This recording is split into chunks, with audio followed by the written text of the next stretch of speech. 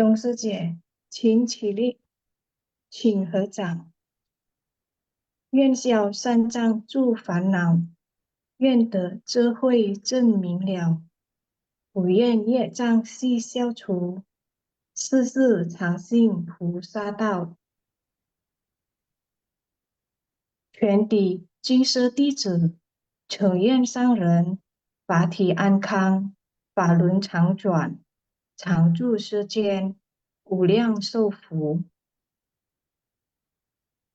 将佛菩萨及上人行三问心理，问信，再问信，善问信。感恩师兄师姐，请坐。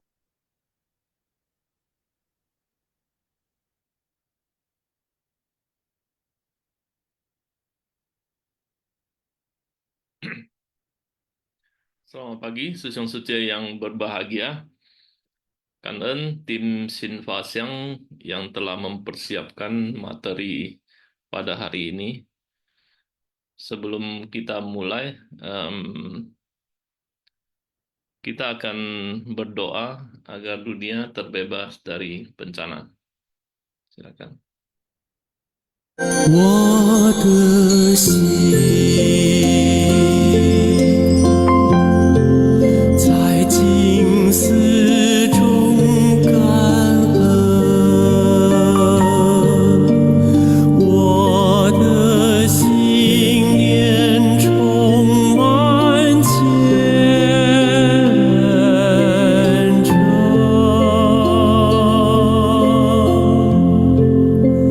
大家一起来祈祷，从不同角落地点，祈求平安吉祥满人间。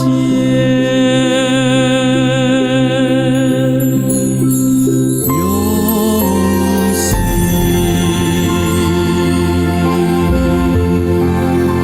祈祷，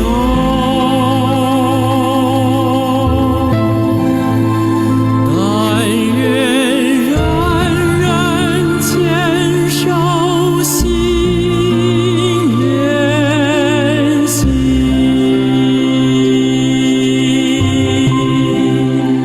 开启光明道爱，徜徉智慧福德，娑婆世界显光明。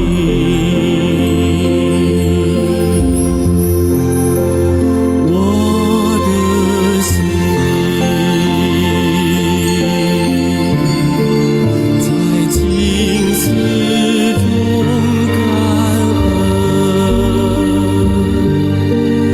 我的心念上大诸佛心。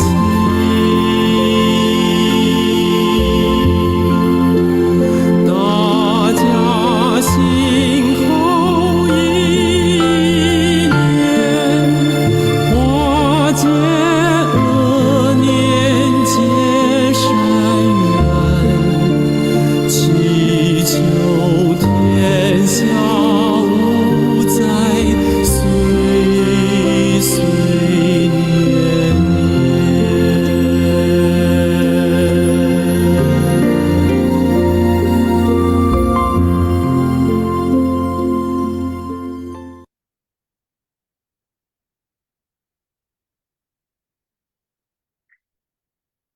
Semoga dunia terbebas dari bencana.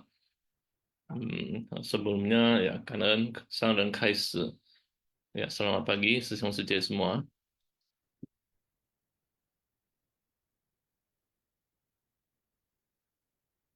Pagi ini kita akan membahas mengenai Sutra Teratai bab 18.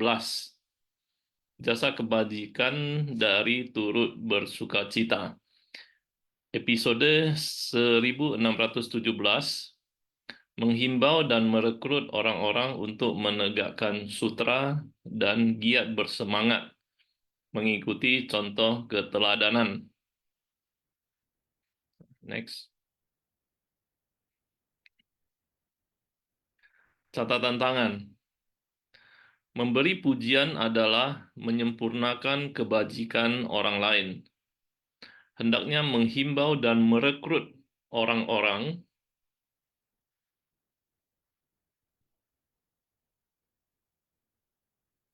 hendaknya menghimbau dan merekrut orang-orang untuk menegakkan sutra dan mempraktikkan jalan, membina diri dengan tekun dan bersemangat, mengikuti contoh keteladanan, menanam benih dari praktik bodhisattva berupa 6 paramita, langsung mengarah pada buah kemahatauan, dan tiba pada pantai seberang, membuang kebingungan dan memperoleh kebijaksanaan menyeluruh sebagai kesempurnaan pamungkas dari para Buddha.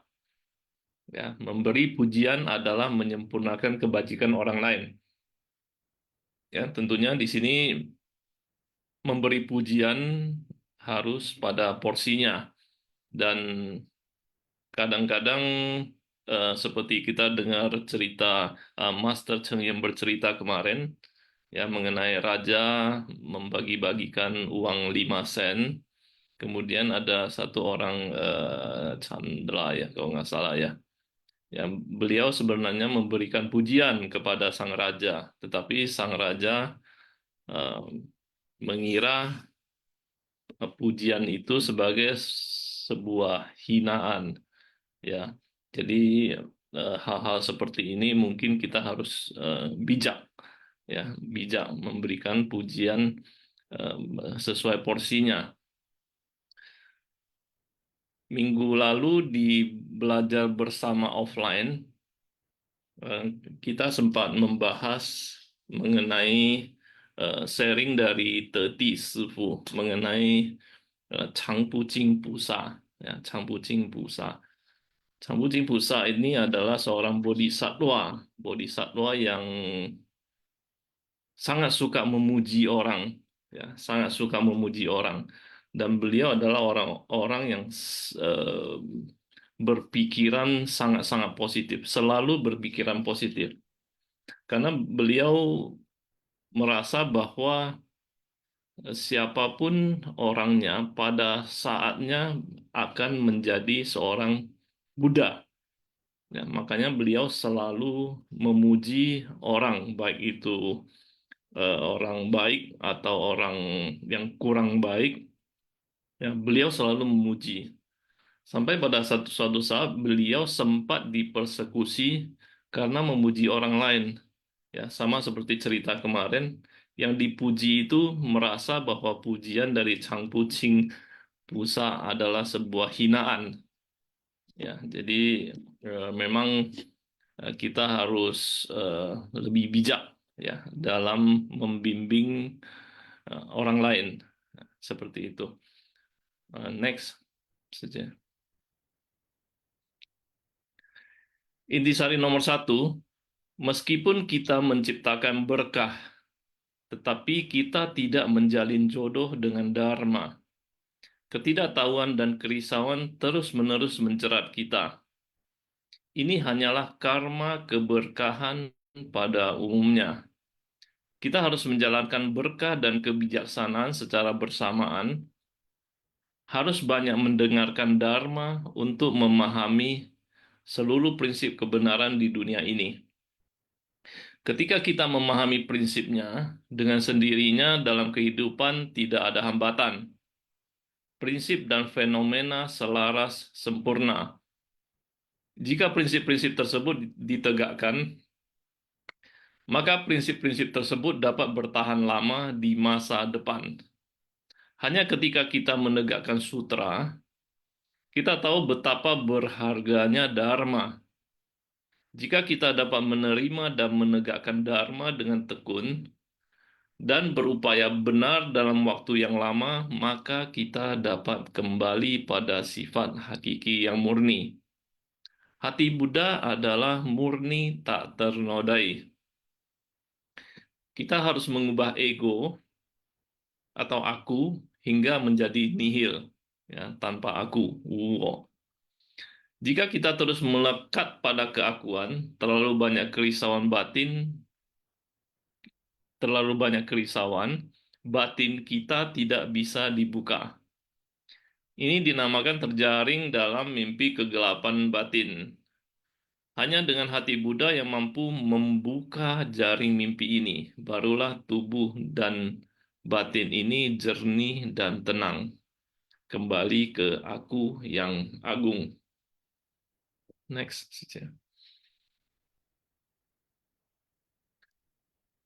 Intisari nomor 2. Pada kalpa-kalpa lampau, setelah melihat para Buddha mempraktikkan berdana, kedisiplinan, dan kesabaran, kemudian membangkitkan ikrar, praktik 6 paramita ini tidak boleh ada satupun yang kurang, demi menolong semua makhluk, dan juga untuk menyempurnakan pelatihan diri kita. Dewadatta dari satu masa kehidupan ke masa-masa kehidupan selanjutnya, selalu satu masa kehidupan dengan Buddha, dan berusaha mencelakai jiwa kehidupan Buddha. Ini adalah membantu Buddha dalam menyempurnakan praktik berdana, kedisiplinan, dan kesabaran, serta menegakkan samadhi dan kebijaksanaan, guna memupuk benih bodhisattva. Kita harus selalu mensyukuri kesulitan yang ada di hadapan kita. Jangan mengeluh dan jangan menyalahkan, karena ini adalah kondisi dari pelatihan diri. Meminta kepala, mata, tangan, kaki, sumsum tulang, hati, ginjal, dan 5 organ dalam diri Buddha. Ini membantu Buddha dalam menyempurnakan praktik berdana, kedisiplinan, dan kesabaran sebagai praktik benih, ya, bagi bodhisattva. Saya melihat dalam satu sharing dari Teti Sifu, bahwasannya ketika kita berkegiatan, ketika kita ya colu renqun, kita akan selalu menemui dua macam orang, ya, dua macam orang. Yang pertama adalah orang yang menurut kita baik, ya, menurut kita baik. Kemudian yang kedua adalah orang yang menurut kita tidak baik, ya, tidak baik. Jadi ini akan membentuk satu segitiga dengan kita di dalamnya. Jadi kita orang yang baik dan orang yang tidak baik. Selalu akan seperti itu, ya, selalu akan seperti itu. Dan kepada siapa kita harus belajar? Ya, kepada siapa kita harus belajar? Teti Sepuh mengatakan bahwa Master mengajarkan bahwa kita harus belajar dari dua-duanya. Ya, baik orang yang menurut kita baik, kita harus belajar. Kemudian orang yang menurut kita tidak baik, kita juga harus belajar, ya, supaya kita tidak seperti itu, gitu. Ya, bukan belajar niat yang kurang baiknya, tetapi kita belajar supaya kita tidak menjadi seperti itu. Ya, jadi dua-duanya kita harus belajar. Dan ini prinsip segitiga, ya, menurut Teti Sepuh. Kita akan selalu menemuinya di dalam kegiatan sehari-hari, ya, dalam berorganisasi. Tetapi kembali lagi, baik atau tidak baik ini sebenarnya relatif, ya, relatif. Tadi Master ada menyinggung mengenai Taoli dengan Cenli. Ya, taoli dengan cenli. Cenli. Di training kemarin juga Sesyong Stephen Huang ada sharing mengenai ini. Taoli, cenli. Ya, taoli adalah kebenaran relatif. Ya, kebenaran relatif. Kebenaran relatif itu maksudnya adalah apa yang menurut saya benar, menurut orang lain belum tentu benar. Ya, menurut orang lain belum tentu benar. Ya, kemarin di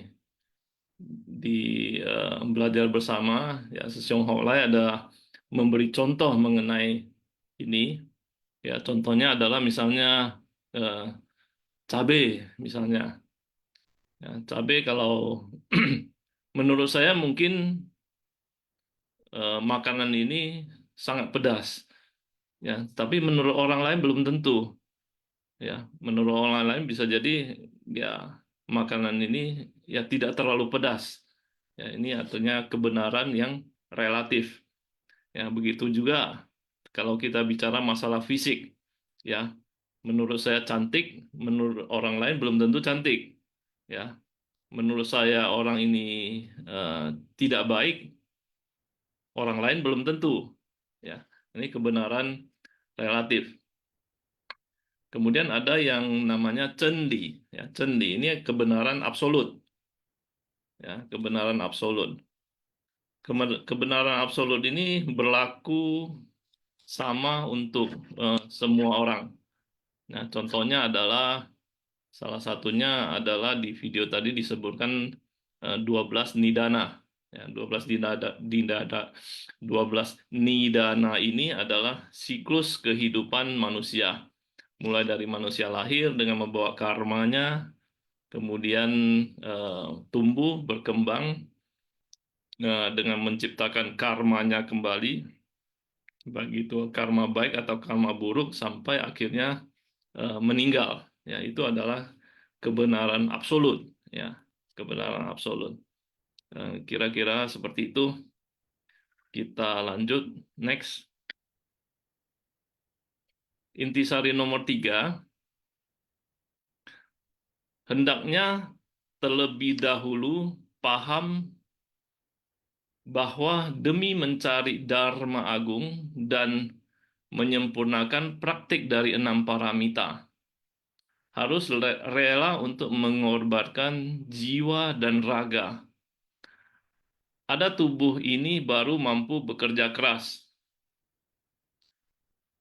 baru mampu bersumbangsi, tubuh dan batin tidak takut menderita untuk bersumbangsi. Jika kita tidak ada manusia dan masalah, kita tidak mampu memahami prinsip kebenaran ini. Nah, ini kalimat ini saya ulangi sekali lagi. Jika kita tidak ada manusia dan masalah, ya, kita tidak mampu memahami prinsip kebenaran ini. Ya, jadi masalah dan manusia, hanya dengan manusia dan masalah lah kita bisa memahami prinsip kebenaran ini. Dengan adanya keselarasan dalam permasalahan, dapat merealisasikan kebenaran sejati. Inilah menasehati dan mendorong orang-orang yang mencari Dharma pada generasi mendatang.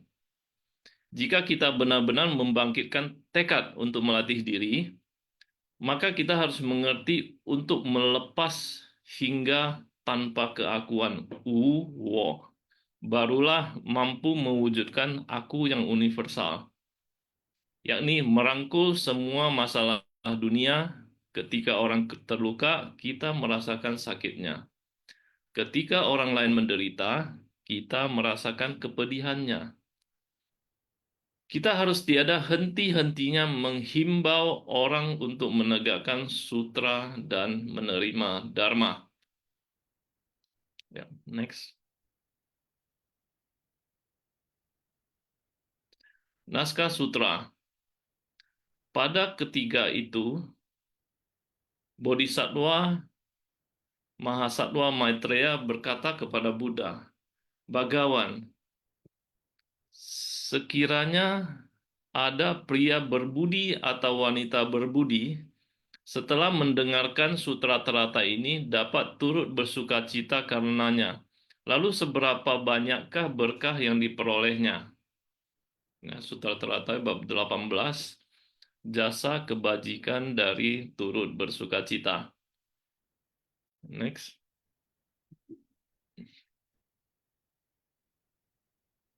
Pria berbudi dan wanita berbudi memiliki dua makna dalam hal sebutan terhadap orangnya adalah 4 kelompok murid. Mungkin di sharing saya sebelumnya saya ada sedikit keliru dalam mengartikan pria berbudi dan wanita berbudi ya. Sanan, sanni. Di sini disebutkan bahwa dalam perumpamaan Dharma 1, arhat memiliki sifat yang tegak dan terus terang. Hanya mampu memberikan kebaikan bagi diri sendiri dan tidak mampu membimbing orang lain. Mendengarkan dharma untuk memberikan kebaikan bagi diri sendiri. Ya, bagi diri sendiri adalah pria berbudi. Yang kedua, bodhisattva memiliki sifat yang lemah lembut dan penuh welas asih. Dapat mencerahkan diri sendiri dan membimbing orang lain, menebarkan jalinan jodoh baik untuk mengabadikan benih kebudaan, dilambangkan sebagai wanita berbudi.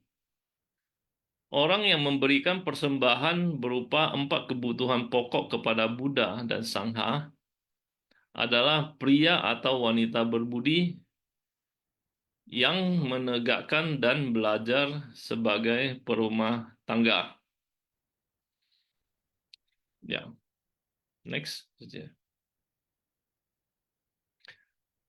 Bodhisattva Maitreya mewarisi pencapaian pada masa lampau dan mengembangkan usaha untuk masa mendatang.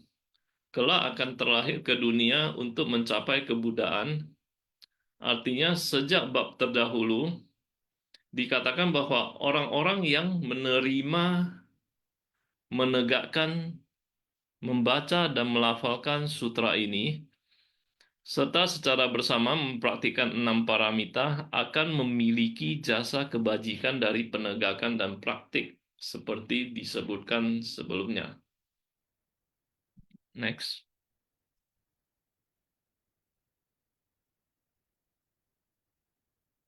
Intisari nomor 4. Dikarenakan Bodhisattva Maitreya kelak akan datang ke dunia untuk menjadi guru pembimbing, maka sekarang bertanya dengan berkata kepada Buddha. Berkata kepada Buddha karena menginginkan Buddha menyampaikan lebih jelas. Bagi yang belum mendengarkan dan yang mau dipahami, ini adalah demi mengabadikan benih kebudaan. Buddha akan datang berada di dunia. Bagaimana agar para pria berbudi dan wanita berbudi ini setelah mendengarkan sutra teratai, bagaimana memuji dan bagaimana mempraktikkan dengan tindakan nyata. Serta setelah praktik nyata bisa mendapatkan berapa banyak berkah. Ini perlu memohon Buddha menyampaikannya dengan jelas. Ya, ini mewakili kita untuk menanyakan hal tersebut. Oke, next. Intisari nomor 5.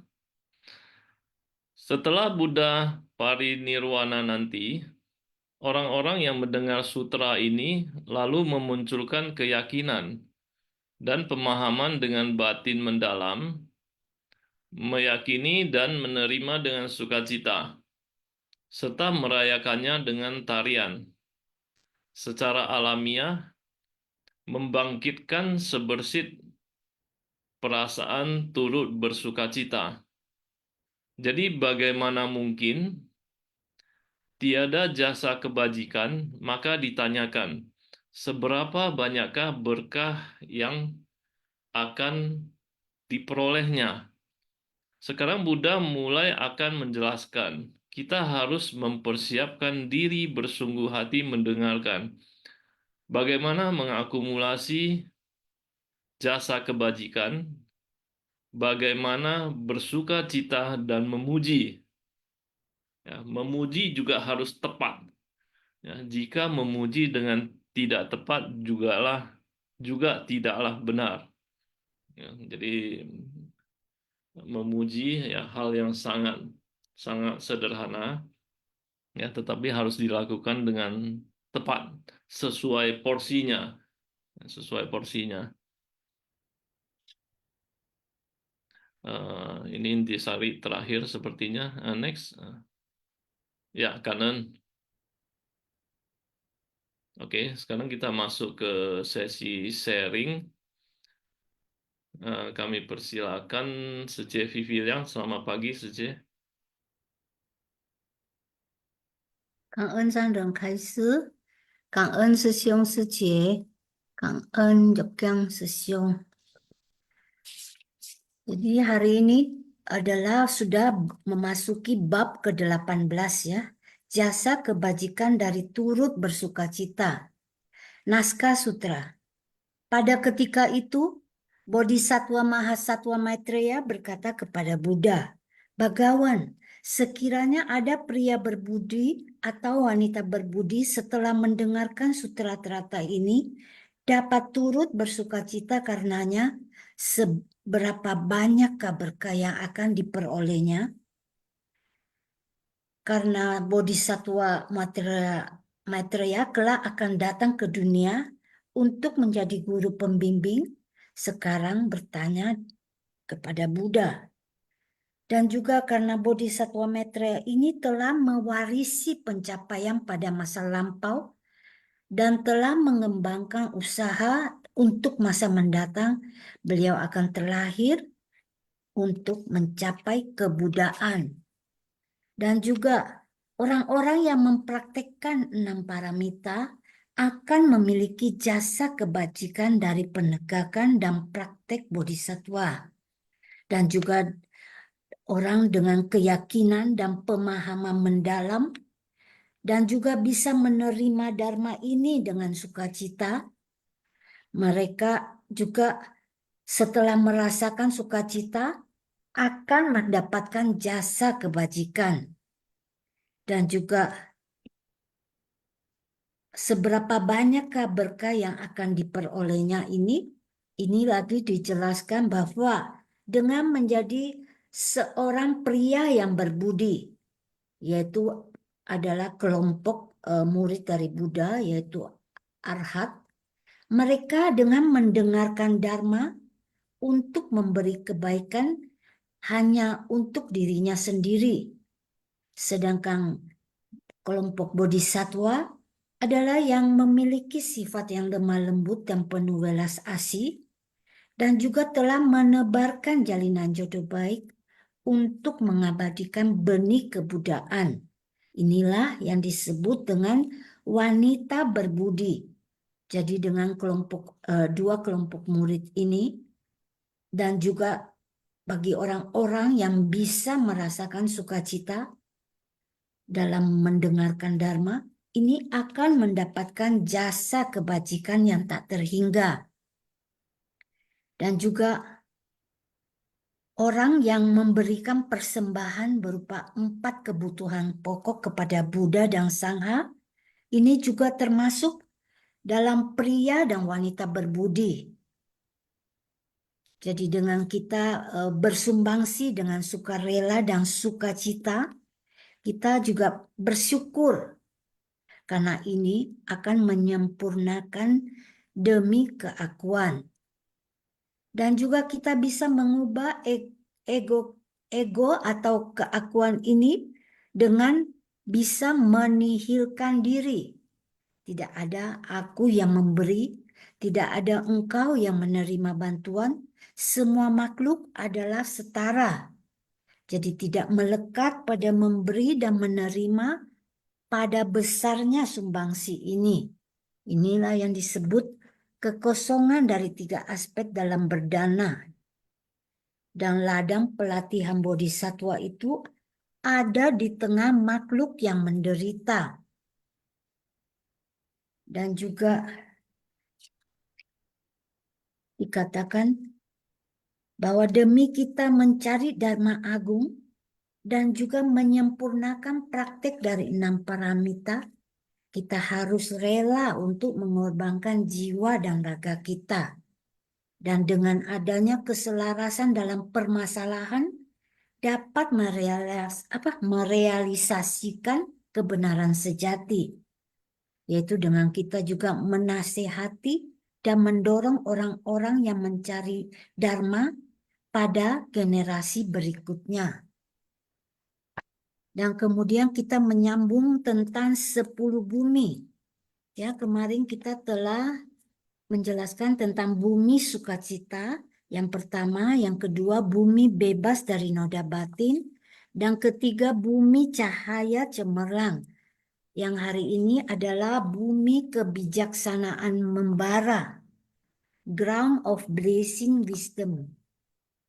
Jadi jika seseorang itu selalu berpikir negatif dan juga kebiasaan buruk yang selalu menyertai, walaupun hatinya itu telah ditransplantasikan dengan jantung dari orang lain, tetaplah beliau belum bisa menjadi bijaksana.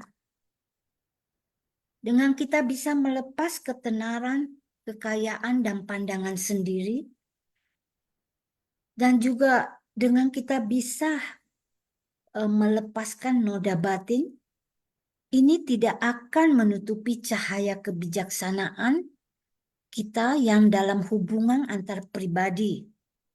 Dan juga kita bisa mencerahkan kegelapan batin diri sendiri dan orang lain. Inilah yang bisa disebut bumi kebijaksanaan membara.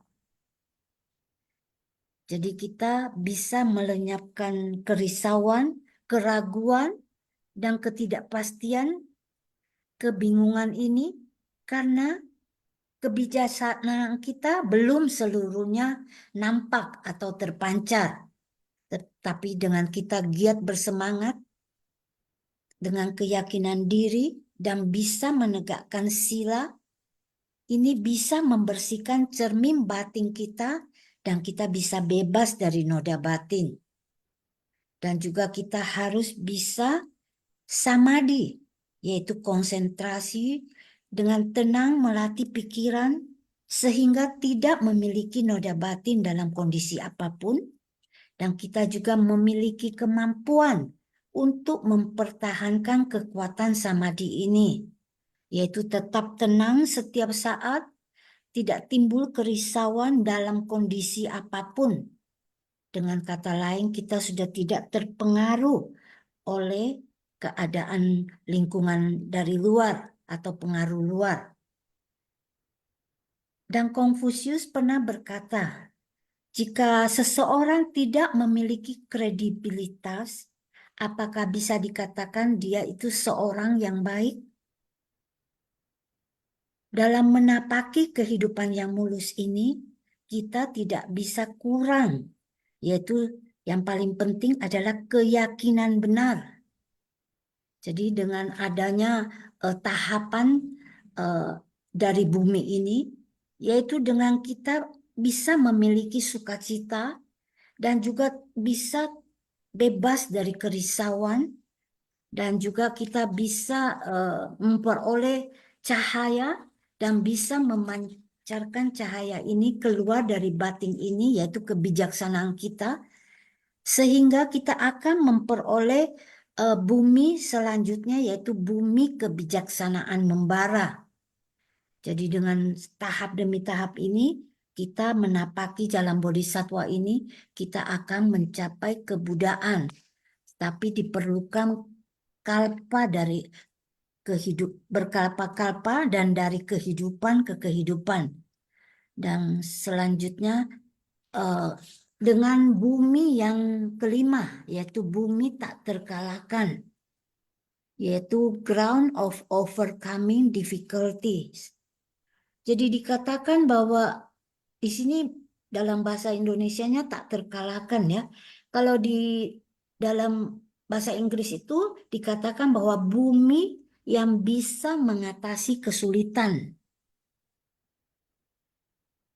Penderitaan itu berasal dari kemarahan dan kebencian dan bisa mempengaruhi seluruh keluarga, masyarakat, dan negara ini.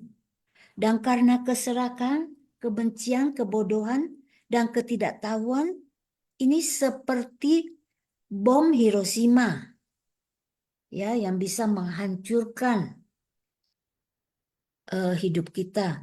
Praktisi menghilangkan racun pikiran ini dengan giat bersemangat melatih diri, yaitu dengan diawali dengan melatih sukacita, yaitu bisa menerima orang lain dan juga masalah setiap hari dan bisa mengatasinya. Dan semangat untuk membantu dunia dengan welas asih. Itu seperti aliran sungai yang jernih dan juga pelita untuk menyinari sepanjang malam. Orang yang bertekad bisa membersihkan kekotoran batin sendiri dan juga bisa mantan pegawai NASA yang bertanggung jawab atas yaitu kita dengan semangat untuk membantu dunia dengan welas asih dan juga pelita yaitu untuk menyinari orang dan juga orang yang bertekad bisa membersihkan kekotoran batin ini juga bisa membimbing orang kaya untuk membantu yang miskin dan juga bisa membawa sukacita untuk semua orang. Dengan kita meningkatkan karakter kita bisa mengatasi kesulitan dan delusi ini, yaitu dengan paramita of samadhi. Jadi kita harus dengan menenangkan batin kita dulu. Jika kita bisa melakukan hal yang sulit, bisa menahankan yang sulit, bisa mempraktekkan jalan bodhisattva ini dengan mudah, yaitu dengan giat bersemangat, kita akan mencapai bumi tak terkalahkan, yaitu bumi mengatasi kesulitan ini. Melatih diri tidak perlu keahlian spesial. Yang penting ketika pikiran kita bergejolak atau perasaan bahagia, kebencian, kesedihan, dan sukacita itu datang, kita harus bisa menenangkan batin kita. Dan kita bisa memutar kehidupan singkat dan perasaan kebingungan ini ke arah kesadaran cinta kasih bodhisattva. Dengan bisa melakukan yang sulit dilakukan, inilah kita akan mencapai bumi tak terkalahkan. Cảm ơn sư兄sư姐. Karena Sece Vivi Liang atas pemaparannya. Di sini saya mencatat ada satu pertanyaan yang beberapa kali diulang, yaitu pertanyaan seberapa banyak berkah yang kita dapat. Seberapa banyak berkah yang kita dapat. Mungkin setelah kita bersumbangsi, kita sering bertanya-tanya nih, sebenarnya seberapa banyak ya berkah yang bisa kita dapat dari apa yang sudah kita lakukan. Mungkin nanti Sejeng Sice bisa sharing juga ya, apakah pertanyaan ini selayaknya diutarakan, karena kita tahu bahwa Master mengajarkan ke kita bahwa jika kita melakukan kebajikan, kita harus melakukannya ya, tanpa pamrih ya, tanpa pamrih. Jadi ya, saya nggak tahu nih bagaimana pendapat Sesyong Sece mengenai pertanyaan ini ya, seberapa banyak berkah yang bisa kita dapat. Seperti itu. Oke, kita next ke berikutnya. Sesyong Yohanes, selamat pagi. pagi Joki Sesyong. Pagi, Syong. Saya sebenarnya ada dua pertanyaan. Pertanyaan pertama sangat gampang. Pertanyaan kedua sedikit sulit. Oke, langsung saja ya. Silakan. Hese dan kanan Sesyum Sejeman yang ada di sini. Pertanyaan pertama, beda memuji dan menjilat itu apa? Bedanya apa? Memuji dan menjilat. Itu yang pertama. Yang kedua, nah, menegakkan sutra ini sebenarnya definisinya apa? Contohnya dalam aplikasi kegiatan sehari-hari ataupun kegiatan suci itu apa?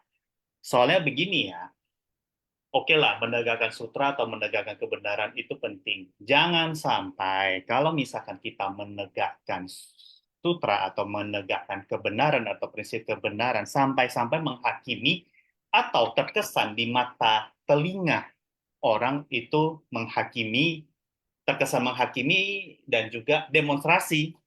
Ya, soalnya kan kita kan kalau menegakkan sutra itu perlu ya, itu memang perlu ya, tapi juga jangan sampai orang mendengar itu menghakimi apalagi demonstrasi, karena kan kita harus dengan cara budaya humanis. Contohnya apa?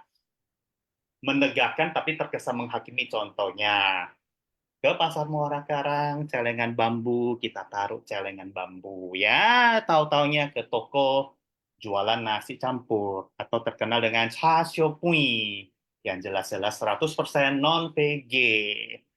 Kalau menegakkan ke orang seperti itu, jangan sampai langsung kita frontal ngomong, wah, kata Master Cheng Yen, VG, VG, VG.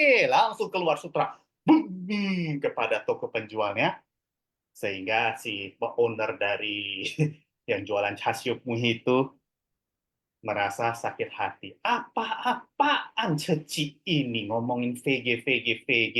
Tuh tahu nggak? Gua jualan chasiu ini puluhan tahun menghidupi anak saya kayak gitu. Nah, kalau ke orang seperti itu menegakkan sutranya itu gimana itu? Yang jelas-jelas kata Master itu VG ya, anggap aja ya itu sudah benar ya. Ya memang udah mutlak sih benernya sih. Nah, gimana cara menegakkan sutra tanpa menghakimi apalagi berdemonstrasi? Itu sih pertanyaan kedua. Oke, Kanten. Ya, karena Sesyum Yohanes. Jadi ada dua pertanyaan. Pertanyaan pertama adalah beda antara memuji dan menjilat. Kemudian yang kedua adalah menegakkan sutra. Ya, menegakkan sutra. Ini pertanyaan yang menarik. Jadi sebenarnya ini tidak hanya berlaku di agama Buddha ya, tidak hanya berlaku di sutra.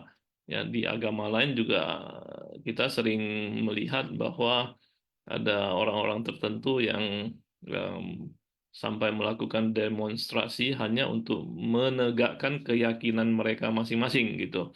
Nah, bagaimana pendapat Sesyum Seche? Ya, Sesyum Seche nanti bisa sharing.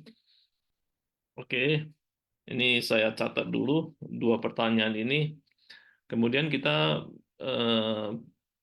undang Sesyum Sucing. Selamat pagi. Ya pagi, Jokian Sesyum. Pagi Sesyum. Ya pagi. Selamat pagi ya Sesyum Seje. 感恩上人的开示，感恩ya tim Simpasian. Sebenarnya sangat banyak ini yang mau di-sharingkan Sesyum. Oke. Yang pertama mengenai Kongte ya Sesyum Seje, Kongte. Jadi di bab ini tadi Jokian Sesyum mengatakan kita sudah masuk ke bab ke-18 ya Sesyum Seje. Judulnya adalah Suisi Kongte. Nah, kalau Sesyum Seje masih ingat, minggu lalu kita di bab ke-17 judulnya adalah Funpie Kongte Pingnya. Jadi, bagaimana membedakan jasa kebajikan ya, atau ada juga yang menyebutnya pahala kebajikan. Nanti di bab ke-19 judulnya adalah Fase Kongte. Nah, ketiga bab ini kita sangat kangen kepada seorang Ananda. Merangkainya demikian bagus, memisahkannya demikian baik ya, sehingga kalau kita benar-benar mengikuti ketiga bab ini kita benar-benar paham ya sebenarnya Kongte itu apa. Nah hari ini saya kangen ya Master tadi menyebutkan Sang Buddha ya, akhirnya tadi Sang Buddha yang mengatakan ketika para biksu ya atau anggota sangha berpindah patah. Nah Sang Buddha mengatakan menjawab orang yang berdana itu dengan Kongte uliang. Nah ini yang sering Sesyum Seje ya, sering kita lakukan ketika misalnya kita menerima donasi. Ya Sesyum Seje, apakah pernah mengatakan kepada donatur itu Kongte uliang sambil sedikit membubuhkan badan? Nah, ternyata ini ajaran dari Sang Buddha ya. Nah, kalau Master sendiri ya, Master sendiri sering mengatakan ya setelah seseorang berinteraksi dengan Master atau laporan, Chok di ya. Nah, Master suka mengatakan cufu ya. Nah, ini sebenarnya maknanya tidak jauh berbeda. Karena berbeda zaman, berbeda kondisi masyarakat ya. Nah, ini yang terjadi. Jadi intinya adalah bahwasanya Kongte itu harus sempurna. Tadi Jokyen Sisyu mengatakan seberapa besar sih orang mengharapkan setelah dia berdonasi berkahnya seberapa besar. Nah, tadi Master juga mengulang ya, dan udah sering mengulang bahwasanya ada 3 hal yang harus dilupakan ya, yaitu ketika Anda berdana itu, ketika kita berdana kita tidak ingat lagi saya tadi memberikan apa ya, saya memberikan kepada siapa ya. Jadi hal-hal seperti itu sebenarnya Sanlun Tikung ya, itu disebut dengan Sanlun Tikung. Bahwasanya ketika berdana itu saya tidak mengharapkan apa-apa. Dan kalau di sini disebutkan seberapa besar sih kongte yang saya dapatkan ketika saya berdana atau ketika saya bersukacita. Ya, itu sebenarnya kalau kita pahami dari Sanlun Tikung sudah menyampaikan kepada kita, itu tidak perlu kita pikirkan ya. Nah, makanya kita kembali ke kata kongte. Karena kita tidak memikirkan kita berdana, kita berharap kembali berapa besar ya. Karena secara hukum alam itu akan kembali. Makanya istilah kembali lagi kong. Kong adalah ketika sesiung suci, ketika kita memberikan sesuatu, ketika kita berdana, ketika kita melakukan satu kegiatan ya. Nah, itu berbuat baik, kong. Kong itu kemarin ya udah dijelaskan ceramah Master, artinya kita berbuat keluar untuk orang lain. Segala sesuatu yang kita berbuat keluar itu secara hukum alam, secara hukum karma itu akan kembali ke kita. Ya, itu yang namanya te. Ya, kita mendapatkan. Jadi setelah kita berbuat kita akan mendapatkan. Jadi 1 set itu adalah kongte. Nah, 1 set ini selain berbuat ya dengan tubuh ya sesiung suci. Di bab 19 ini adalah dengan ucapan ya, dengan bersukacita. Jadi bagaimana sih caranya kita bersukacita? Hari ini di Intisari ada disebutkan salah satunya dengan memuji. Tetapi memuji itu juga disebutkan yang tulus ya, memuji yang tidak benar itu juga bisa menjadi satu hal yang buruk. Oke. Jadi kongte itu sesiung suci itu adalah 1 set. 1 set kebaikan setelah kita lakukan kita akan mendapatkan. Nah, ada satu cerita yang menarik ya, dari dulu udah sesiung suci banyak sudah pernah mendengar tentang suisi kongte itu. Saya nggak tahu di episode keberapa, saya masih ingat sedikit ya. Nah, satu hari itu dari ceramah Master itu mengatakan datang seorang mahabiksu ya. Seorang mahabiksu yang sudah sangat terkenal ya, nanti sesiung suci akan tahu siapa. Nah, dia datang ke Cuci, kemudian Master waktu itu mengajaknya keliling melihat sekolah Cuci, kemudian melihat rumah sakit Cuci, dan tentu ya Cing Setang Cuci. Dia memuji. Nah, ini pujian yang tulus. Dia memuji Master sangat luar biasa ya. Mampu menegakkan sutra sampai demikian bagusnya ya.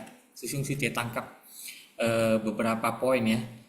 Beliau ini memuji Master mampu menegakkan sutra ya sampai demikian bagusnya. Jadi sutra yang ditegakkan itu ada buktinya. Nah, Master terkejut. Master bilang, aduh. Nah, ini inti dari bab 18 yaitu turut bersukacita. Ketika mahabiksu tersebut turut bersukacita hanya dengan ucapan sesiung suci, tidak perlu dengan tubuh. Jadi bersukacita itu mendapatkan kongte itu bisa juga dengan tubuh ya, dengan tubuh bisa, dengan perbuatan, dengan ucapan juga bisa. Jadi ketika mahabiksu itu berkata begitu ya, Master setengah seloro mengatakan, aduh ya, beliau sudah mengambil separuh berkah saya. Jadi kalau mau tentang angka ya tentang Jokyen Sesiung ya, jadi Master mengatakan, aduh, hanya dengan memuji secara tulus ya, kalau tidak tulus tidak bisa Sesiung suci. Jadi Master mengatakan, aduh ya, mahabiksu tersebut sangat bijaksana. Beliau sudah mengambil separuh berkah saya ya. Ini setengah seluruh ya sesiung suci. Karena Master tidak suka kita terikat kepada angka-angka. Artinya ya, Master waktu itu mengatakan bagian ini sangat penting sebagai inti atau poin penting dari bab Suisi Komte ya. Ikut bersukacita, jasa kebajikan dari turut bersukacita. Jadi Sesiung Suci ya, selain berdana, kita memuji orang, tetapi dengan tulus ya, kita juga mendapatkan sukacita. Nah, saya sendiri secara sangat sederhana aja ya, setiap pagi, tapi tidak setiap hari ya. Saya sekarang sambil mendengar Sesiung Suci sharing, saya juga happy ya, saya juga turut bersukacita. Kenapa? Karena ternyata banyak Sesiung Suci yang paham, banyak Sesiung Suci yang berdana ya, berdana dharma. Nah, saya selalu mengawali dengan selain kanan kepada Master ya, juga kanan kepada tim Simpasiang. Saya ingat Master selalu mengatakan, berapa banyak orang sih dalam satu ruangan? Itu adalah akumulasi dari waktu banyak orang dalam menciptakan satu berkah ya. Nah, demikian juga di tim Simpasiang saya mengapa harus kanan kepada mereka ya. Ini sebuah berkah yang sangat besar yang telah di-share banyak orang ya, semua orang mendapatkan bagian yang kecil ya. Tetapi ya Sesiung Suci tadi saya secara kasar mencoba menghitung ya.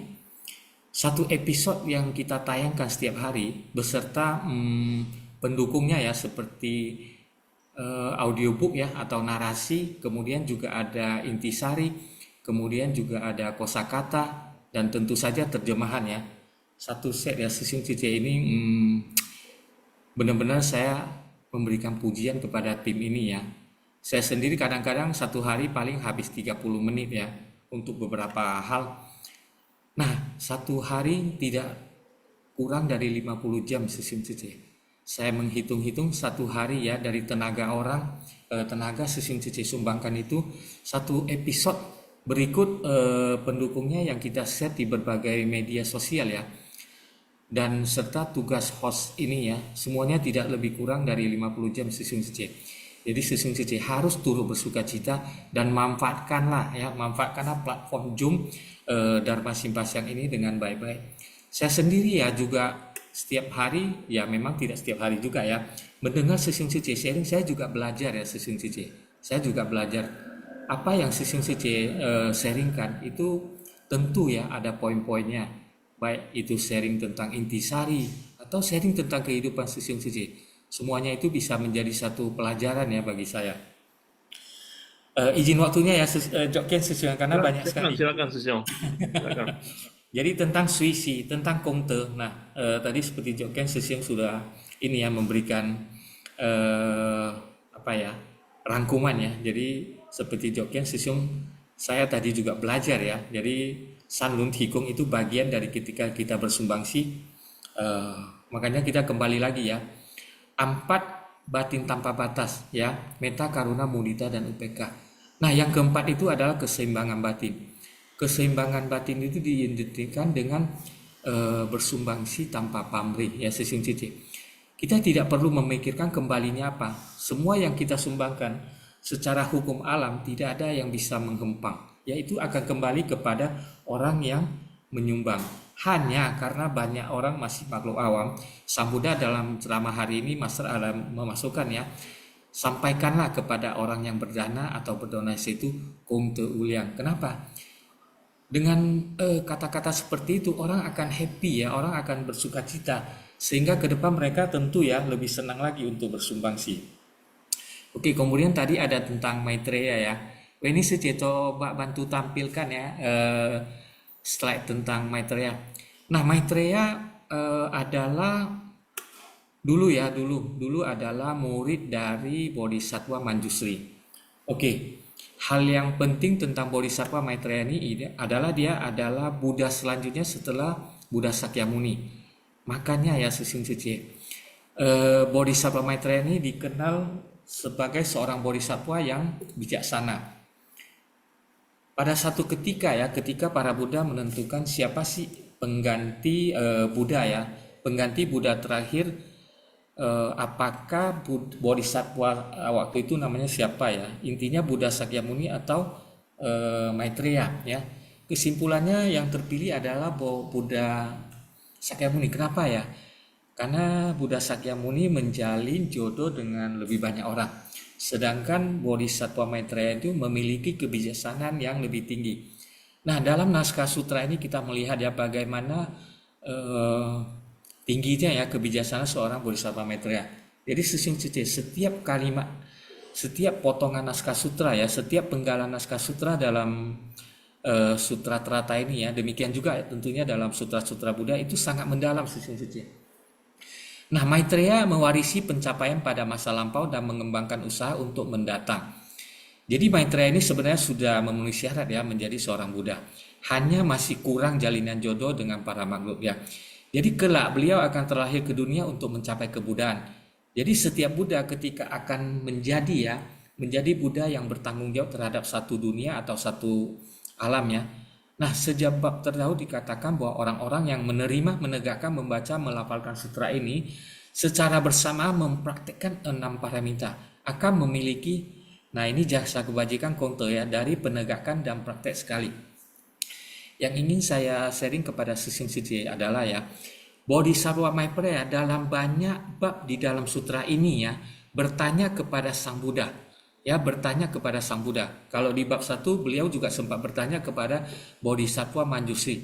Semua pertanyaan yang disampaikan Bodhisattva Maitreya ini adalah beliau mempersiapkan ketika beliau datang. Ya, beliau sudah mempersiapkan ketika beliau datang. Beliau punya beberapa hal. Beliau punya bukti. Oh, dulu saya sudah bertanya kepada Sang Buddha Sakyamuni. Itu loh jawabannya. Nah, jawabannya tersebut pada satu hari ketika beliau datang itu menjadi sutranya beliau ya sesungguhnya. Jadi ini sangat mendalam ya. Beliau sudah menyusun rencana untuk masa depannya. Nah, kemudian rencana yang beliau susun itu akan memudahkan beliau untuk menyampaikan sutra. Kenapa? Orang ya atau manusia atau makhluk hidup tentu akan ragu ya. Ketika seseorang datang dan mungkin menyebut atau ada orang yang menyebut dirinya sebagai seorang Buddha ya. Tentu tidak semua orang langsung mengakui ya. Bahkan sebenarnya kalau Susi masih ingat ya, datangnya seorang Buddha ketika dia mencapai pencerahan, masa sering berkata ya, waktu itu kata Buddha itu sendiri bahkan belum ada ya. Jadi bagaimana mau percaya? Dulu tidak ada kata Buddha, baru sekarang muncul julukan Buddha. Jadi tidak mudah ya membuat orang percaya. Jadi sebenarnya sekarang ya di 2500 tahun lalu Bodhisattva Maitreya banyak bertanya kepada Buddha Sakyamuni adalah mempersiapkan jalan yang memudahkan ketika beliau datang ke dunia berikutnya untuk menjadi seorang Buddha. Sudah ada ya banyak hal yang bisa beliau pegang untuk meyakinkan para makhluk di masa tersebut. Ya, jadi orang pada masa itu mungkin akan lebih mudah ya diyakinkan, tetapi tetap tidak mudah. Nah, kemudian saya mencatat lagi tadi tentang Bodhisattva Sadapaributta ya. Bodhisattva Sadapaributta itu memang kenapa ya saya share sedikit ya, karena tadi ini di bab ke-18, nanti fase Komte di bab ke-19 kita akan masuk kepada Bodhisattva Sadapaributta di bab ke-20 ya. Itu merupakan satu bab yang sangat seru. Bagaimana seorang yang melatih diri tetapi dia tidak menjadi bagian dari kelompok Sangha. Kemudian pada zaman itu merupakan zaman kemunduran Dharma di mana para anggota Sangha ya hanya penampilannya saja yang seperti anggota Sangha, tetapi prakteknya saya selipkan ya, prakteknya tidak seperti orang menegakkan sutra. Jadi ini sesungguhnya dipahami ya, saya selipkan lagi kata-kata menegakkan sutra. Jadi mereka tidak praktek seperti orang menegakkan sutra, hanya penampilannya yang memakai jubah. Oke, kemudian pada masa kemunduran Dharma yang sangat kacau tersebut muncul seorang Bodhisattva ya. Jadi beliau tidak merupakan anggota Sangha, beliau merupakan kelahiran lampau dari Buddha Sakyamuni. Waktu itu beliau mengingatkan orang-orang yang melatih diri itu dengan cara yang sangat unik. Dengan cara yang sangat unik yaitu beliau membungkuk memberi hormat kepada mereka. Kemudian beliau mengatakan kalian semua akan menjadi Buddha ya. Kemudian apa? Orang-orang itu marah. Kenapa?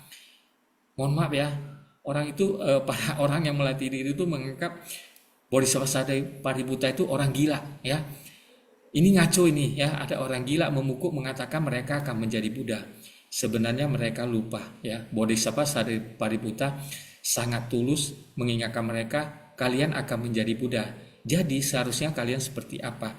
Nah, jadi di dalam kata-kata kalian bisa menjadi Buddha itu terselip ya, tadi Jogyan Sesu mengatakan semua orang bisa menjadi Buddha, semua orang punya benih Buddha ya.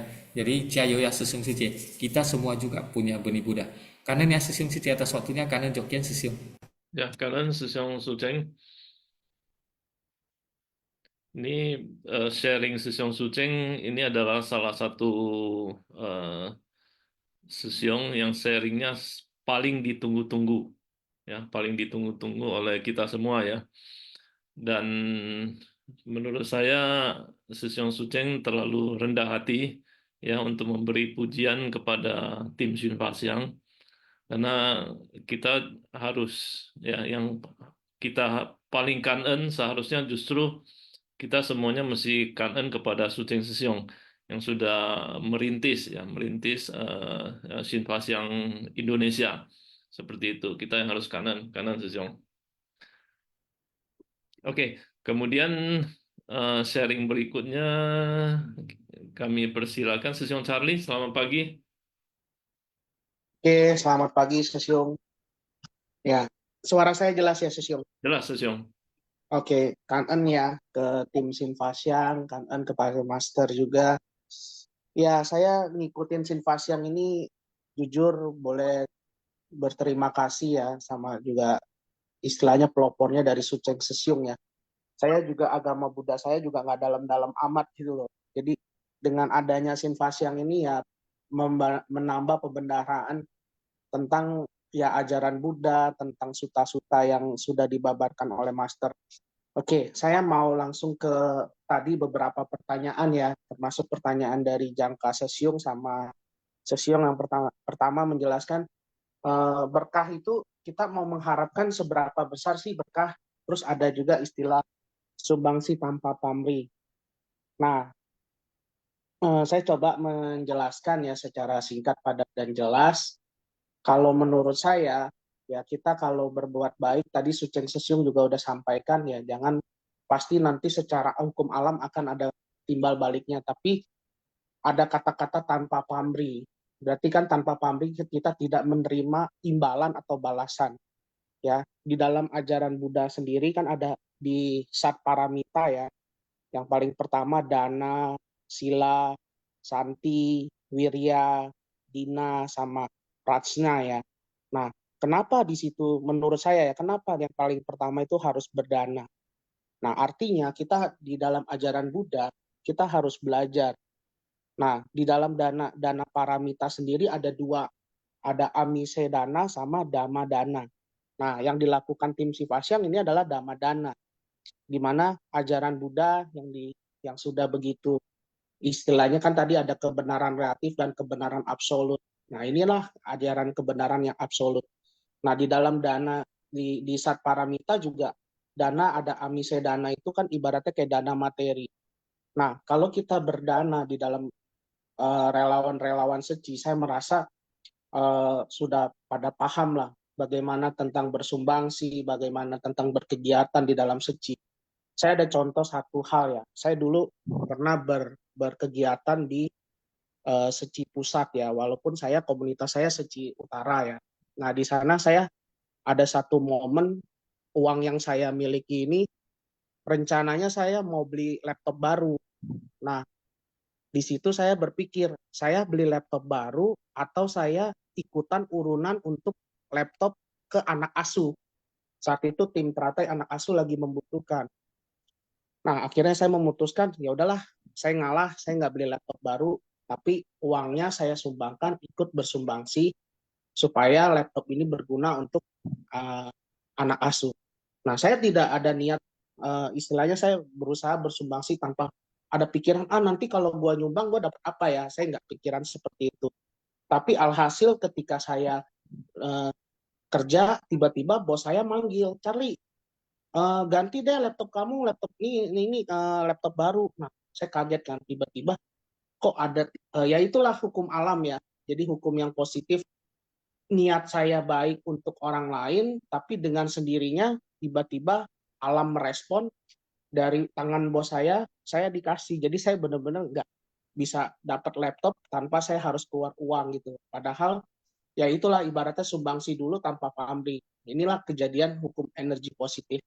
Nah, mau menjawab pertanyaan dari Sesung Jangka ya, beda menjilat sama dengan memuji. Ya beda ya, menjilat itu lebih terkesan negatif ya. Ibaratnya kalau ada atasan kita memuji-muji, memuji yang terlalu berlebihan. Ya, istilahnya pengen mengharapkan sesuatu. Itulah yang istilahnya menjilat atau istilah bahasa Inggrisnya face seeker. Nah, ya, di dunia kerja ya memang seperti itu banyak. Tapi saya berkeyakinan ya kita kalau kita punya dharma jangan ikut seperti itu. Biarlah nanti orang-orang yang profesional yang akan dilihat yang model seperti itu akan tergerus oleh alam. Itu pandangan saya. Yang kedua terkait dengan dharma ya, ya istilahnya tadi kan dibilang ada kebenaran relatif sama kebenaran absolut. Nah, kalau di dalam dharma itu menurut saya adalah kebenaran absolut.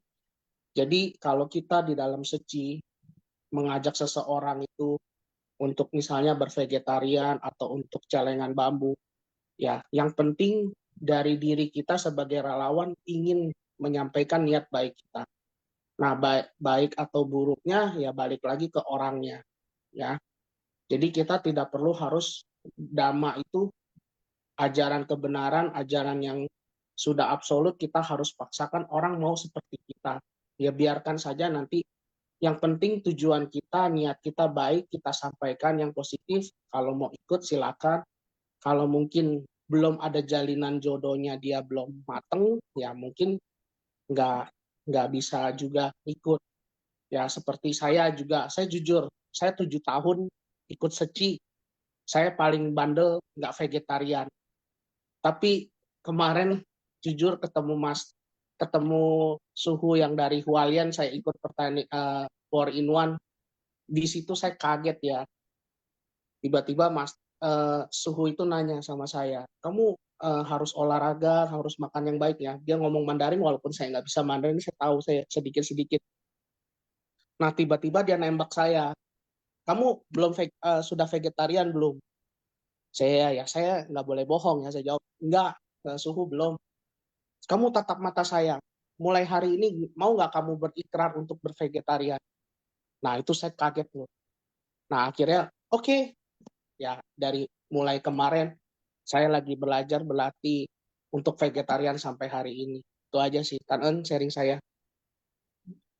Ya, Kanan Sesiong Charlie, mungkin pertanyaan dari Sesiong Yohanes sudah sedikit terjawab ya, terjawab.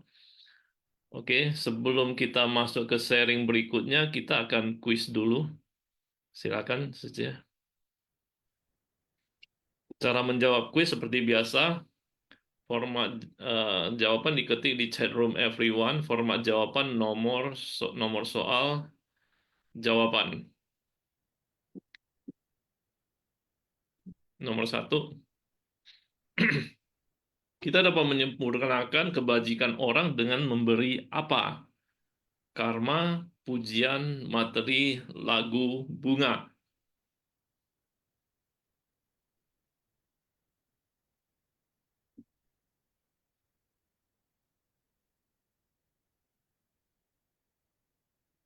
Ya, close. Ya, jawabannya adalah B, pujian. Nomor 2, kerisauan batin tidak akan terbuka jika kita melekat pada apa? A, berkat, B, kamu, C, jasa, D, aku, E, karma.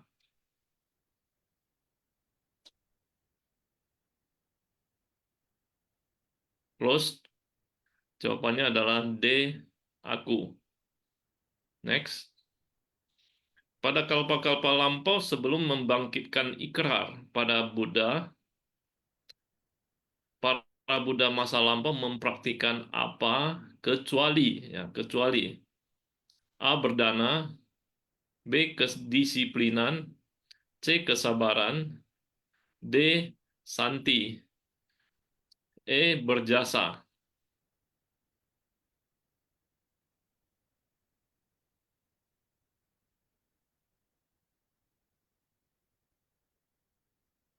closed. Ya, jawabannya E, berjasa. Nomor 4, ikrar agung yang dibangkitkan dari diri kita dimulai dari apa? A, berdana, B, bersikap, C, berdoa, D, bermeditasi, E, bersabar.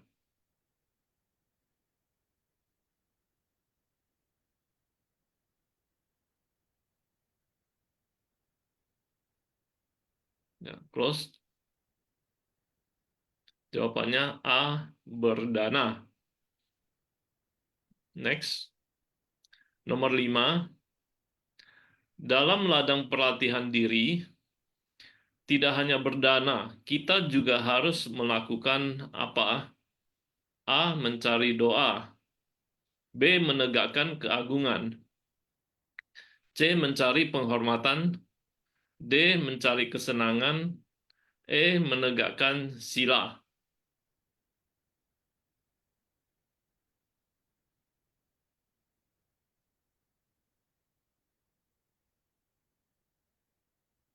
Ya, close. Jawabannya E, menegakkan sila. Nomor 6, meditasi yang sebenarnya adalah menempatkan titik-titik yang benar. A, pandangan, B, perasaan, C, pikiran, D, tubuh, E, keadaan.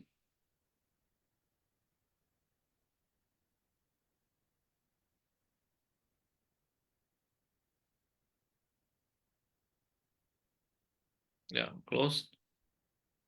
Jawabannya adalah C, pikiran. Oke, kanan. Sambil menunggu pemenang kuis, tadi Sesyong Suci masih ada yang mau sharing? Tadi saya lihat Suci Linde dan Suci Andi ya. Suci Linde dan Sesyong Andi. Ya, silakan Sesyong Andi.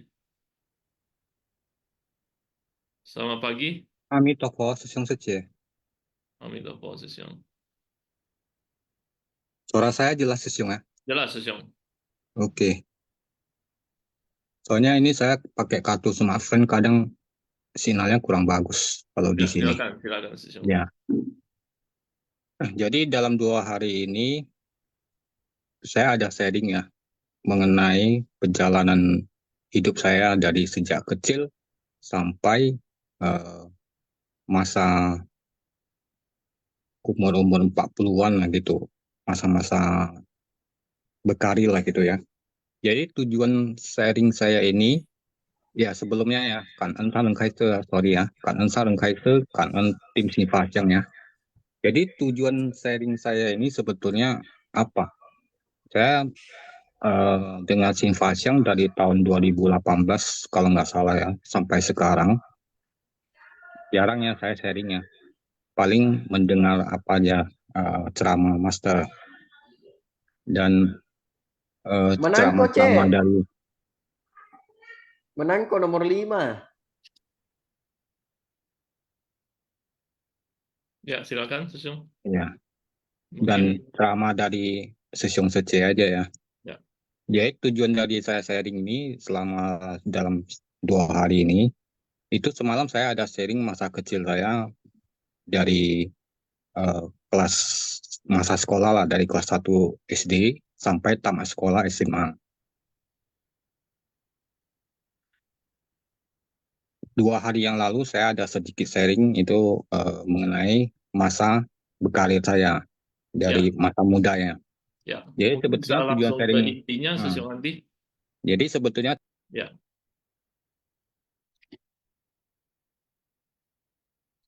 Di mute ya.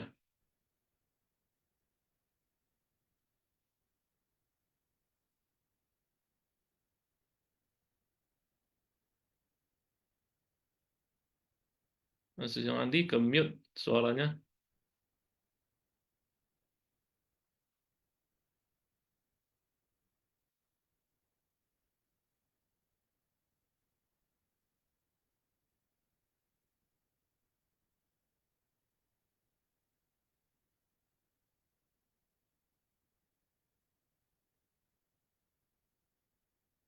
Oke, saya bacakan dulu pemenang kuis.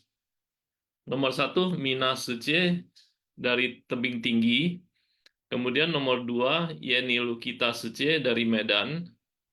Kemudian nomor 3, Sece Yeni Lau dari Jambi. Kemudian nomor 4, Sece Aini Lijaya Sece dari Medan. Kemudian nomor 5, Siani We Sece dari Makassar. Kemudian nomor 6, Sumini Sece dari Medan. Dari Sesyong Sece, pemenang kuis, ada yang mau sharing, silakan.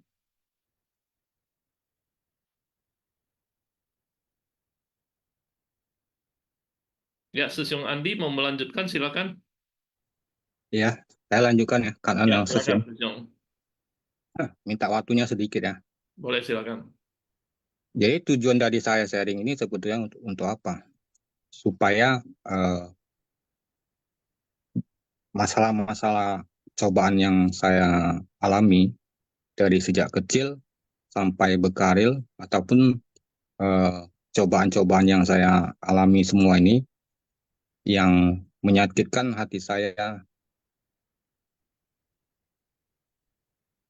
jantung saya, termasuk jantung ya, kena tabrak dulu kecil ya. Dan fisik-fisik saya juga kena. Jadi supaya untuk yang saya hadapi ke depan ini di Yayasan Buddha Ceci ya, itu juga sering juga ada masalah-masalah yang sering timbul eh, supaya ke depannya itu saya bisa menampung masalah-masalah yang akan datang. Jadi yang saya sharing ini semoga eh, tidak lagi ada beban di pikiran saya yang fatal-fatal ini di hati saya ya. Saya kembalikan ke alam semesta gitu maksudnya ya, Sisyong ya. Jadi untuk yang masa kecil itu saya nggak sharing lagi ya. Semalam saya udah sharing. Ini sedikit aja saya mau sharing ini eh, untuk masalah ada 4 ya, kesehatan, karir, jodoh, keselamatan. Jadi keselamatan ini tidak perlu di-sharing lagi ya, soalnya udah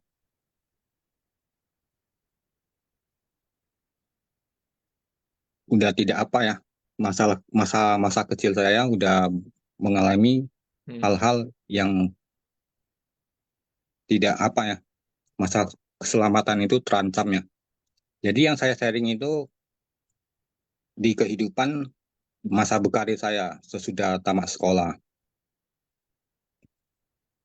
Untuk masalah kesehatan juga tidak perlu lagi, itu masa kecil saya memang udah banyak melewati masalah kesehatan ini yang hampir mengancam nyawa saya ya.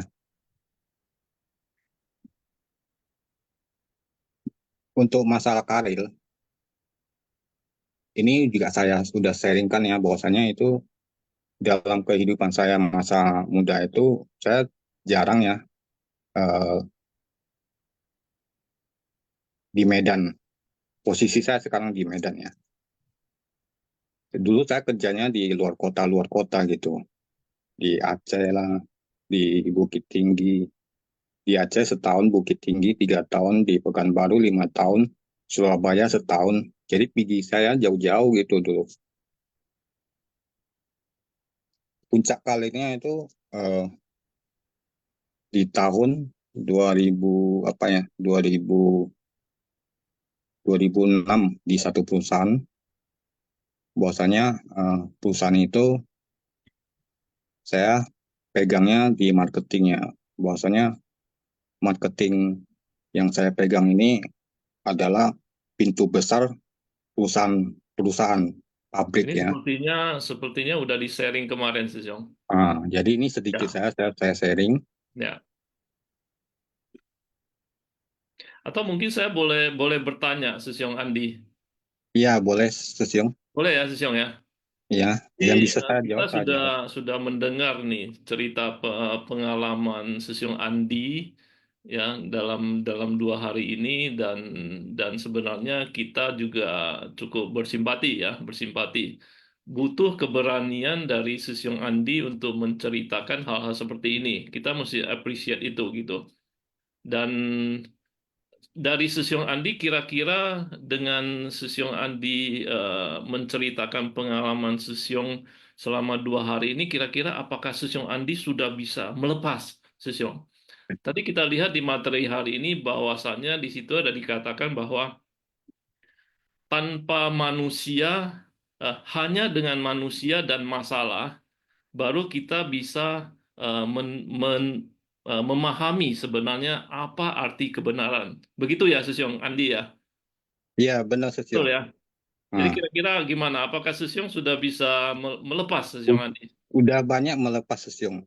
Wah, kanan kita bersuka cita nih. Udah banyak melepas. Ya, Soalnya ini selama sampai hari ini ya, saya kadang teringat terus itu masalah-masalah dulu yang ekstrim ya, itu ya, apalagi masa-masa kecil ya gitu ya. ya, ya. Jadi dengan sharing saya kayak gini, mudah-mudahan saya lepaskan ke alam semesta kembali. Jadi saya bisa nampung Dan, untuk yang baru ini ya, segitu loh, Sesyong. ya, kita Benar ya, harus, Sesyong ya? kalau bahasa gaulnya move on, Sesyong. Iya, move on. Oke, Ini oke. ini yang sedikit saya sharing sedikit lagi ya ini ya. Ya, ya. Itu masalah kali itu tidak perlu lagi di sharing. Ini masalah jodoh ya. Masalah jodoh ini yang paling memberatkan saya dulu ini. Jodoh ini dalam arti terbagi ya. Jodoh kita, ada jodoh kita terhadap Yayasan Buddha Ceci, ada jodoh kita bisa bertemu master. Yang saya sharing ini sebelum saya bergabung dengan Yayasan Buddha Ceci. Jadi pengalaman hidup saya ini saya sharingkan supaya bisa melepaskan semua unek-unek masa Ya, lalu ya. ya, Ya, mungkin bisa jadi dipersingkat, yang jodoh Sesyong. ini Ya, dalam arti ini jodoh mencari pasangan dulu itu ya. ya, itu udah. Jadi Kemarin kita, ya Sesyong sudah cerita. kemarin udah cerita, mungkin ada sedikit lagi tambahan itu ya. Mungkin kemarin ada ketinggalan sedikit. Bahwasanya masalah ini kalau seumpamanya ya, dalam saya kan LDR dengan mantan saya itu selama 9 tahun ya. Ya. Cuma 1 tahun itu saya ketemu secara fisik. Itu pun lantaran dia ada kerja keluar kota, saya menyusul dia ke sana, saya cari kerja juga tempat lain. Itu Selama sepertinya sudah, Sesyong, ya kemarin. Ya, selama 1 tahun itu kita lah ketemu lah gitu ya. Tapi lantaran begitu ada apa ya, begitu mau putus, begitu ada keributan, lantaran pihak dari keluarganya tiba-tiba ada hmm, tolak ya. Padahal dari keluarganya itu udah tahu, udah lama tahu bahwasanya saya memang ada hubungan dengan mantan saya, tapi dalam hubungan hati, hubungan jarak jauh ya gitu. Kalau dulu interlokal pakai teleponnya, ya, belum ada handphone. Tapi yang paling saya sesali ya ini mungkin kemarin saya belum cerita itu setelah putus dari eh, ketemu fisik dia pulang ke Medan. ya. Begitu pulang ke Medan eh, saya masih di kota itu ya, tidak perlu saya sebutkan kota apa. Nggak berapa lama saya juga menyusul ke Medan. Sepertinya ceritanya sudah, Sesyong. Nah, tapi Mungkin ada sedikit mengingat, yang belum nih. ya, Saya menyusulnya ke Medan, rupanya memang eh, menampakkan kepada saya, mungkin alam semesta menampakkan kepada ya, saya ya. ada anak kecil yang memanggil Betul, dia betul, mama. Sesyong. Itu Nah, ini udah ya. kemarin Sesyong udah sempat cerita. Mungkin Nah, kalau ini boleh eh, ya karena ini saya langsung ya waktu, cuci ya, ke yang belumnya.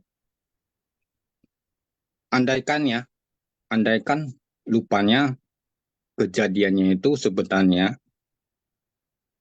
dia sudah menikah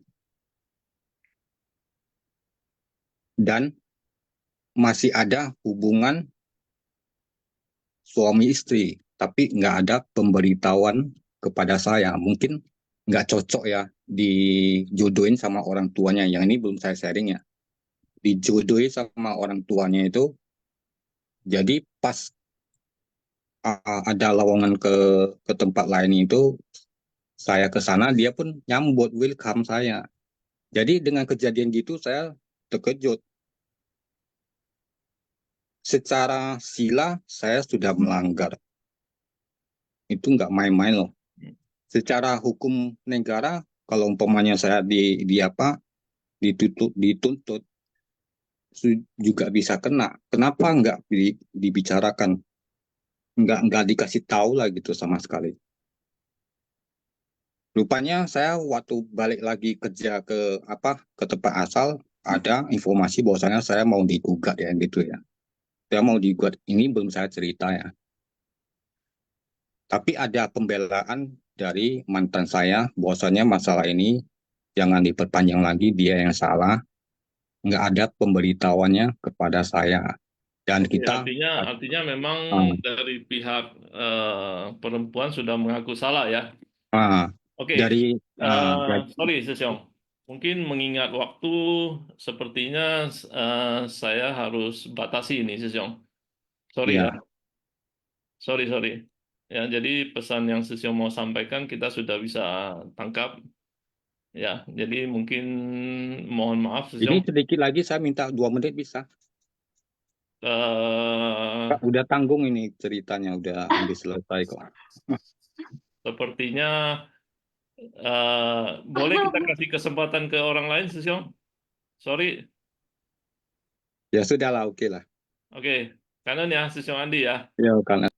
Oke, Sece Linda, selamat pagi, silakan. Mungkin singkat saja, Sesyong. Sece Linda udah tunggu dari kemarin ini. Pagi Jogja Sesiong, Ya, semua kanan. pagi semua Sesiong Sece.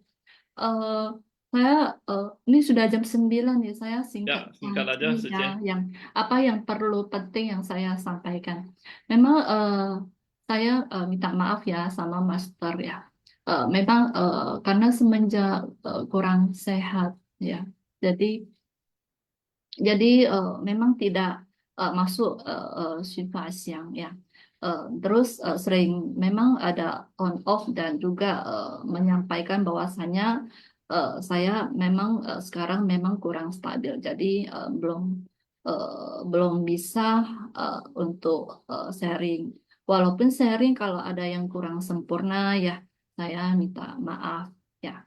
Jadi memang dharma saya pun kurang. Saya pun belajar ya dari semua sesiong seci.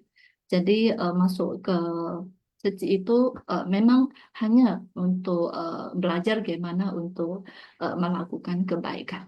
Itu saja ya kalian semua Ya, sesiong. kanan Sece Linda. Jadi memang kita harus sering-sering sharing. Ya, semakin banyak sharing, semakin banyak kita belajar. Oke, mengingat waktu sesi simfas yang kita pada hari ini akan saya akhiri. Ya, kanan semuanya sesiong suci yang sudah sharing. Ya, sebelumnya saya mohon maaf ya karena keterbatasan waktu.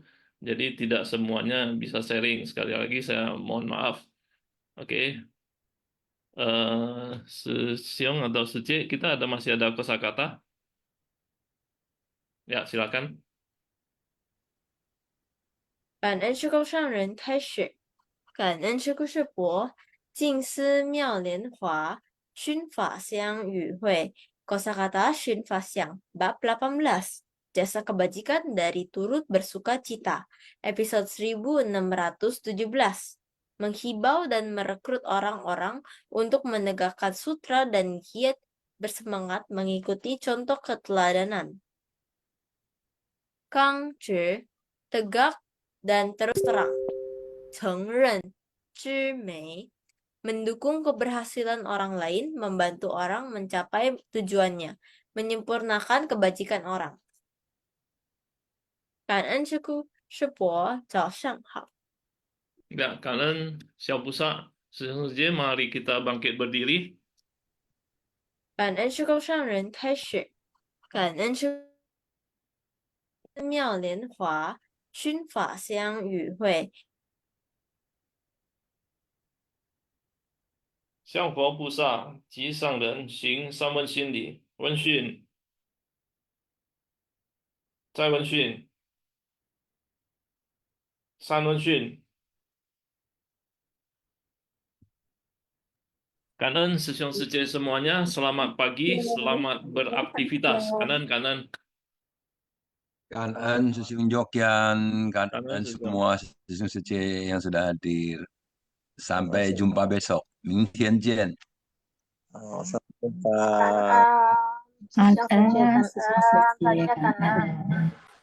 Selamat beraktivitas ya. Sampai besok.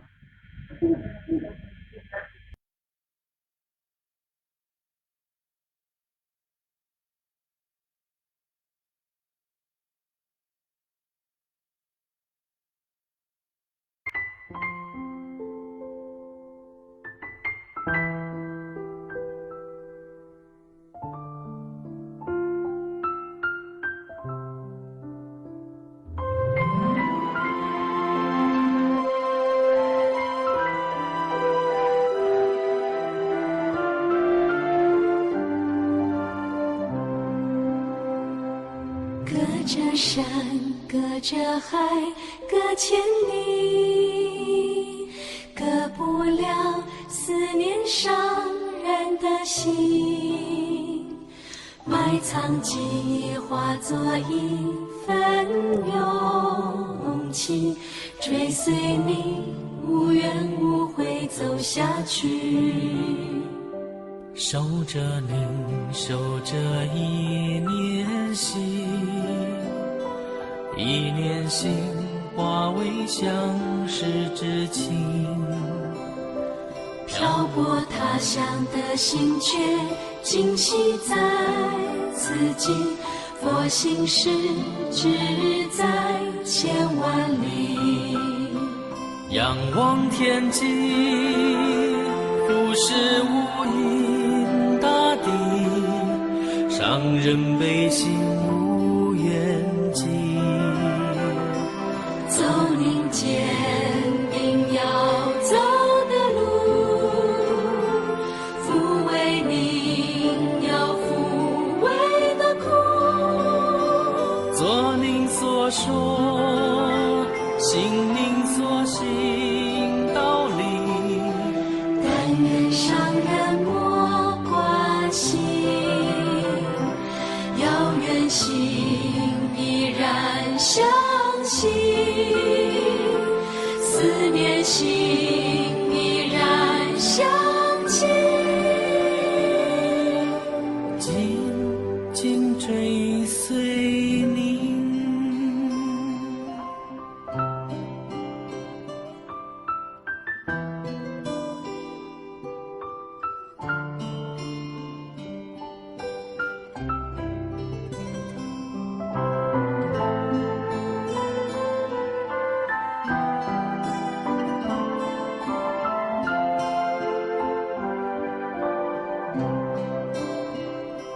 隔着山，隔着海，隔千里，隔不了思念上人的心。埋藏记忆化作一份勇气，追随你无怨无悔走下去。守着您，守着一念心，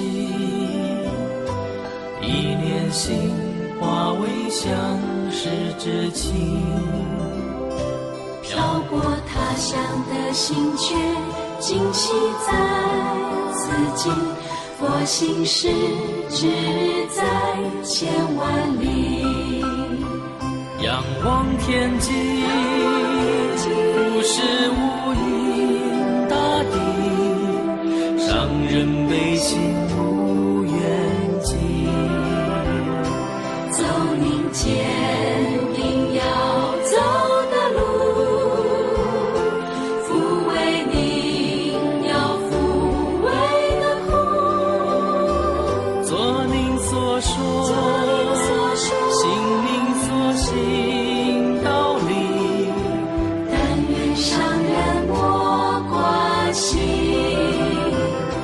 遥远心依然相信，相信，思念心依然相信，紧紧追随你，伤人无